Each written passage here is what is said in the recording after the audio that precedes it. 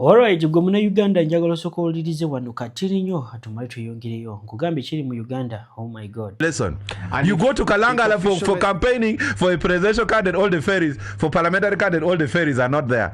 A whole leader of opposition. And you are just with the lead vehicle, that they should clear the way for you. And you reach the ferry is not there. Huh? And you are just there. So I think also the culture, the man Hon Ssemujju has conducted himself. Alright, ndoza mulide bulungi nnyo ku bimu ebigenda maaso mu ggwanga lya Uganda. Video njagala tugiwa obudde. Gumuna Uganda ali eyo. Oh my god.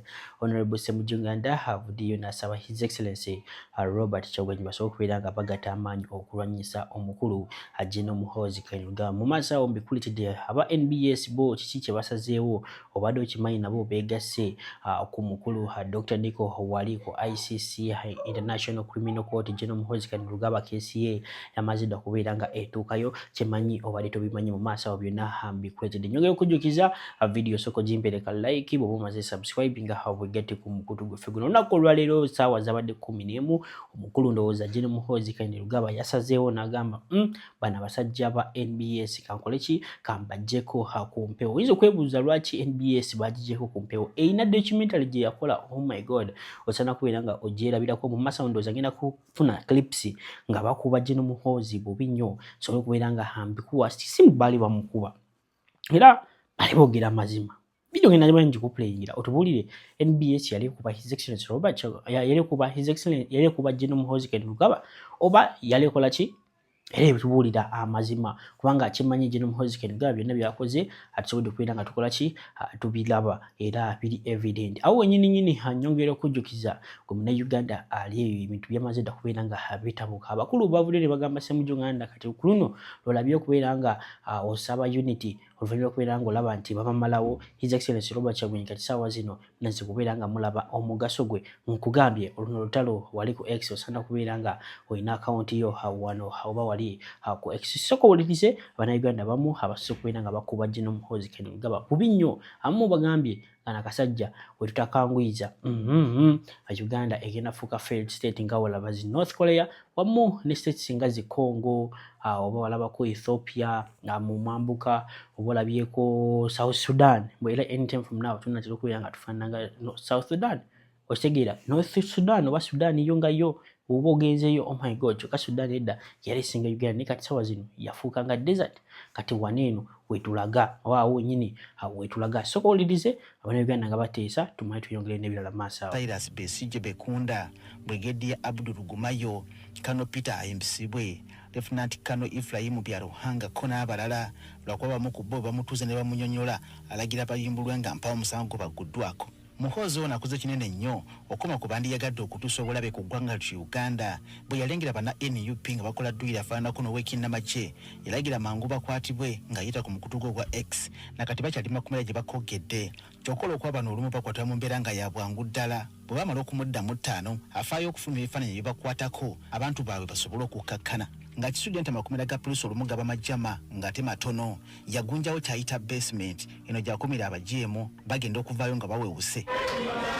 Ku mulembe gwa Muhoozi era ne Kano Dr. Kizza Besigye mwe yakwatirwa ng'ateekateeka okuseketerera eggwanga ng'asinziira mu ggwanga li Kenya senga Muhoozi yakozesa bukodyo obwo bw'ekijaasi kuno obumanyirivu bw'alina singa eggwanga lyafuuka ddamuyonga okusinziira ku bye tuwulira. Kati newankubadde ensonga ze ziri mu kkooti Muhoozi ono era kyamubojja ku luwonzi ng'amusobya obugambo bumumalamu amaanyi akoze kinene nnyo okunafuya abala abandi yagadde okutuusa obulabe ku ggwanga lya Uganda. Ng'ogyeko ekyokukuuma obutebenkevu mu ggwanga mu kaseera ng'ebinnya ebisusse mu nguudo za Kampala musajja wattu ono yasalawo amagye gaweebwa omulimu gw'okuziba ebinnya bino mu nguudo ng'omulimu guno bagukola olw'omutima gumu newankubadde awamu baabanga baakavaawo ate nk'obyo bataddemu n'ebitwala. Ku mulembe gwa Muhoozi guno Bannayuganda ne bannamateeka kwe bakimanyidde nti kisobokera ddala munnamagye okwetaba butereevu oba okwogera ku byobufuzi by'eggwanga nga mpawo avuddeyo kumusoomooza oba okumuwakanya. We twogera ng'omusajja ono alina ekisinde ky'ebyobufuzi ki Patriotic League of Uganda mwasinza okwogera ku nsonga z'ebyobufuzi era alina n'abakulembeze baakola nabo newankubadde waliwo abakiwakanya naye kino kiyambye nnyo bannamagye okulaga ebitone byabwe n'obusobozi mu byobufuzi ekigasiza ennyo eggwanga lyattu Uganda. obudde buli adumira amajja okwogerako eri eggwanga kyatwalira ddala ng'akadde ono Muhoozi ow'omulembe omutebi waafunira akadde ng'ajjayo akasimu ke kano kaseereza ng'abaako byagambye eggwanga ng'ayita ku mukutu ogwa X. Kino kituyambye nnyo okumanya ebifo embuga n'amagenda ga Anita Among ono bwe twagategeerera. Ng'okulonda ku mwaka 2026 kutuuse, abeeyita abalwanizi b'eddembe ly'obuntu bawakanya nnyo ekyamajje okwetaba mu kukwasisa amateeka naddala nga tegasoose kuyitibwa poliisi ya ggwanga. Olw'okuba ye mukugu mu kutaatira emirembe, kino yakirabirawo nga sikijja kusoboka. Abajaasi n'abaweerawo obuvunaanyizibwa okukuumira eriiso ku buli akuba akakuyege kono okugolola ettumba bonna abanaagezaako okutabangula ejja Nakakawa. Okusinga bano bafaayo nnyo ku bulabe obwali bwenza okuleetebwa abavubuka ba NUP bwe balabanga nga banatera okwetuusaako obulabe nga babagaana. Nga bali eggulu amagye bwe galaba nga bafumbubidde okwetuusaako obulabe kono n'ebintu by'abatuuze ne bajjayo obuswanyu butonotono mu ngeri ya kizadde ne babakangavvula.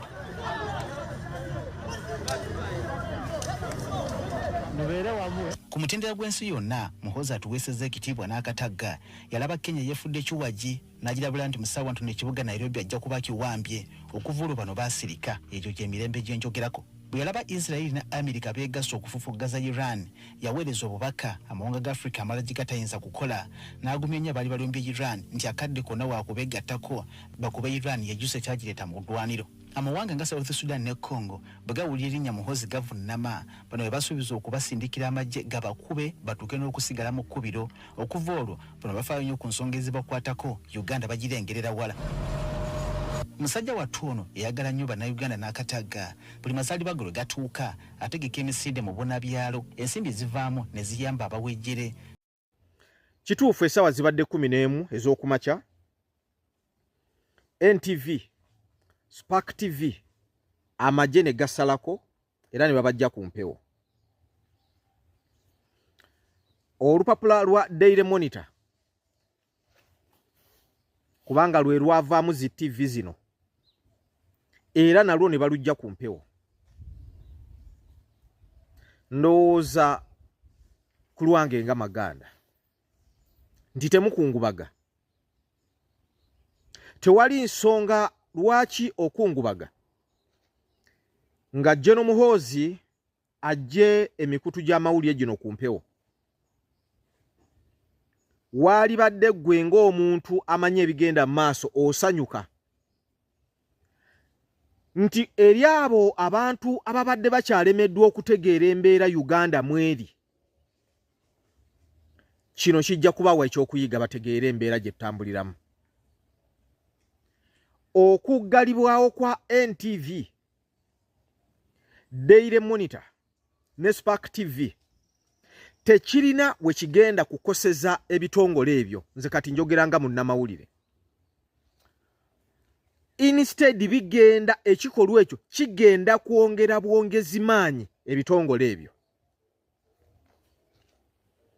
Kubanga n'eri omuntu abadde talaba NTV akawungezi agenda kuba nti alaba amawulire gano ategeere Gen.Muhoozi lwaki yalumbye n'amajyege TV zino n'azijja ku mpewo. So abantu mwenna bendaba ku social media abali mu kulamentinga oba abakungubaga lwaki NTV bagijje ne Spark TV n'olupapula lw'amawulire Monitor babigaddewo ekiro kya leero. Temulina kuba nti mukungubaga. Ffe bwe twali tusoma amawulire, ekintu ekikola amawulire ze nsasagge. Kati ensasagge Gen.Muhoozi gy'akoze eyongera bwongezi maanyi bitongole bino bantu kubyagala kutegeera biki bye bakola. Tuludde nga tutegeeza ensi n'abantu eddembe eriri mu Uganda nti ly'abantu batono nnyo ery'okwogera. Abantu batulugunyiziddwa wana emirundi mingi. Abantu bakoleddwako wana ebikolobera emirundi mingi. Naye ng'era esigala eriyo abantu abawagira ebigenda mu maaso. Ffe tukkiriza nti ku kino ekyakoleddwa eriyo abantu abo ababadde abawakana abajja okuyiga. Waliwo abajja okuyiga. So tusabe busabi Katonda olunaku lubeere lumu embeera eno ekyuke naye tetulina kuba nti tuggwamu ssuubi olw'okubanga NTV, Spark TV, Daily Monitor babisazeeko baba bijje ku mpewo.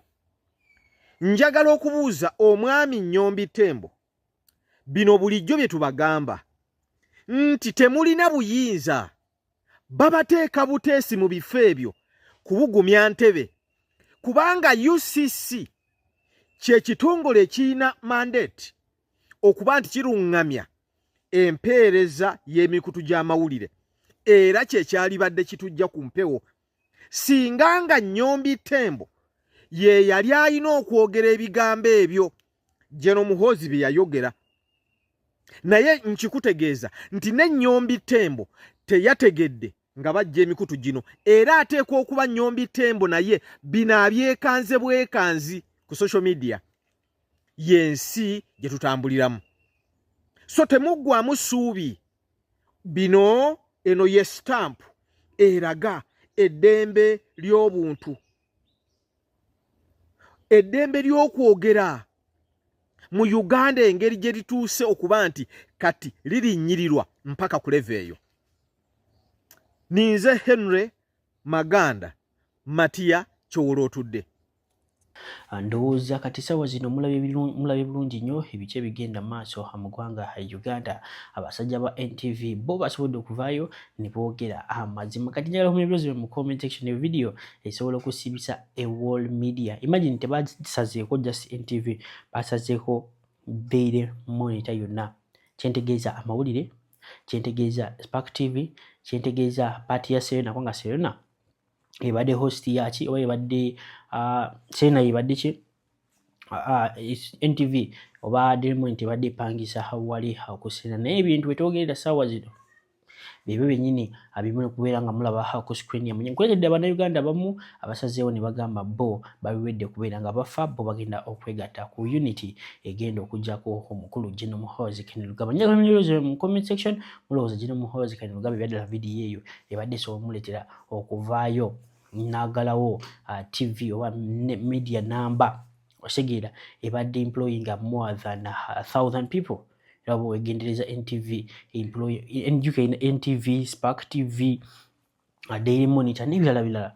Kati eyo Daily Monitor yonna nga bw'ogiraba basobodde okubeera nga bakola ki shutting down, which I think is a wrong move. What if those people come out and start protesting?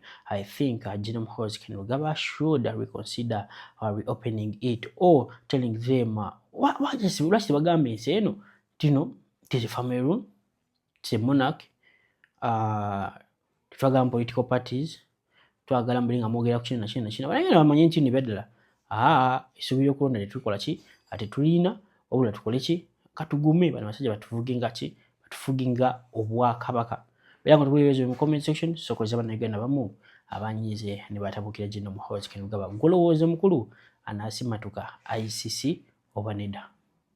Muhoozi wekoraba Muhoozi ni byebiki. What is Muhoozi? There is nothing I did in Muhoozi. Because I want to tell you, even Jesus Christ, Yesu Kristo, now akatwalibwa mkote. Jesus Christ was taken to court. And I want you to remember that Jesus Christ was the Son of God. But Jesus Christ himself was taken to court. And he presented himself to court. He went to court. Bakamutwara mkoti kandi ya charge. In 2007 in the US, there is a man called Kani Chambers. Kani Chambers took God to court. Kani Chambers akatwara Ruhanga mkoti. But I want to assure you, despite the fact that Kani Chambers akatwara Ruhanga mkoti, Ruhanga atamute, Ruhanga atamwita, Ruhanga atamunagire kibigana ngubimi, Ruhanga atamusindikire nku, Ruhanga atamusindikire njojo mzimuli. But Kani Chambers akatwara Ruhanga mkoti. So who is Muhoozi who can't be taken to court? Nguhati Elias Lukwago is serving Muhoozi papura bya koti, nguba musibe, mayaba mujwekere pampa bamutire. This is total nonsense. Hata ni mwaba kugamba muni bajja kusiba basi babati. buli omu munsayinekera amwita. Like how a soldier will die in the war, like how a prostitute will die with HIV, let me die with my truth. They cannot into amazima gangi. So there is no one who has the authority to harass me, to make me fear the thing. So I want to inform you and inform the whole country that everyone in this country can be taken to court. Because baganda bange mujebale je mugenda maso n'okutuusa kwengalo amawulire agaliwo kiri very confirmed. Janet Museveni yafa. Kataha Janet Museveni yafa.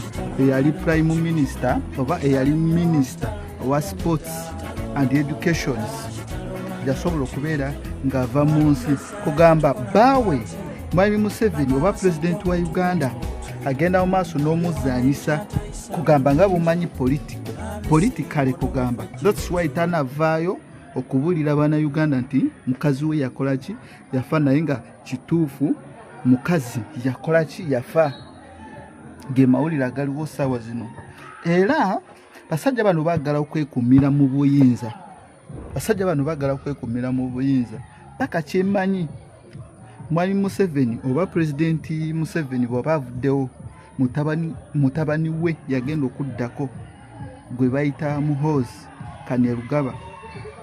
Ge mawulire agaliwo era ye alert message sharing message eno mu baana ba NU, mu baana ba NRM, mu baana ba DP, mu baana ba ki wabeera nga teriyo mukulembeze omulala asobola okuvuga Uganda okujjako gavumenti ya Mwami Museveni. Nakyo tutambulira awo.